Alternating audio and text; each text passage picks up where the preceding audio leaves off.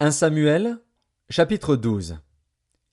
Samuel dit à tout Israël: Voici, j'ai écouté votre voix dans tout ce que vous m'avez dit, et j'ai établi un roi sur vous.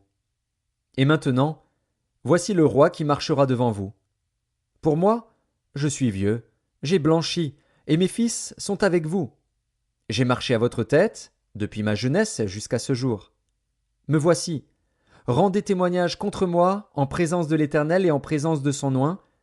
De qui ai-je pris le bœuf et de qui ai-je pris l'âne? Qui ai-je opprimé et qui ai-je traité durement?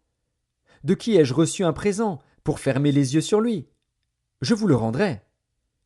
Ils répondirent: Tu ne nous as point opprimés, et tu ne nous as point traités durement, et tu n'as rien reçu de la main de personne. Il leur dit encore: L'Éternel est témoin contre vous, et son oint est témoin, en ce jour, que vous n'avez rien trouvé dans mes mains. Et ils répondirent: Ils en sont témoins. Alors Samuel dit au peuple: C'est l'Éternel qui a établi Moïse et Aaron, et qui a fait monter vos pères du pays d'Égypte. Maintenant, présentez-vous, et je vous jugerai devant l'Éternel sur tous les bienfaits que l'Éternel vous a accordés, à vous et à vos pères. Après que Jacob fut venu en Égypte, vos pères crièrent à l'Éternel, et l'Éternel envoya Moïse et Aaron, qui firent sortir vos pères d'Égypte et les firent habiter dans ce lieu. Mais ils oublièrent l'Éternel, leur Dieu, et il les vendit entre les mains de Sisra, chef de l'armée de Hatsor, entre les mains des Philistins, et entre les mains du roi de Moab, qui leur firent la guerre. Ils crièrent encore à l'Éternel, et dirent: Nous avons péché, car nous avons abandonné l'Éternel, et nous avons servi les Baals et les Astartés. Délivre-nous maintenant de la main de nos ennemis, et nous te servirons. Et l'Éternel envoya Jérubbaal, Bédan, Jephthé et Samuel, et il vous délivra de la main de vos ennemis qui vous entouraient, et vous demeurâtes en sécurité. Puis, voyant que Nakash, roi des fils d'Ammon, marchait contre vous, vous m'avez dit: Non, mais un roi régnera sur nous. Et cependant l'Éternel, votre Dieu, était votre roi. Voici donc le roi que vous avez choisi, que vous avez demandé.